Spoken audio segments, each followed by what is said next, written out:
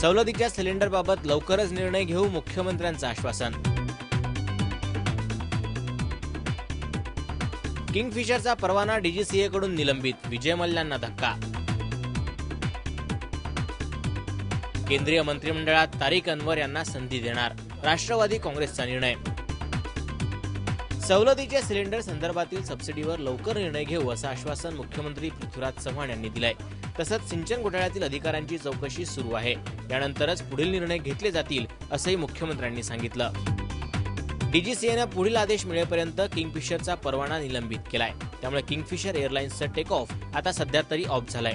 वैमानिकांचा संप आणि टाळेबंदीमुळे किंगफिशर एअरलाईन पुरती कोसळली होती. त्यातच फटका किंगफिशरला बसलाय.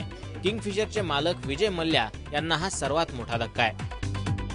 राष्ट्रवादीचे राष्ट्रीय प्रवक्ते तारिक अनवर यांना केंद्रीय मंत्रिमंडळात संधी मिळणार आहे. पुण्यात सुरू असलेल्या पक्षाच्या राज्यव्यापी अधिवेशनात राष्ट्रवादीच्या एका मंत्रिपदाचा बदल करण्याचा निर्णय पक्षाध्यक्ष शरद पवारांनी घेतलाय. या प्रक्रियेला सुरुवात झाल्याचंही पवारांनी सांगितलं.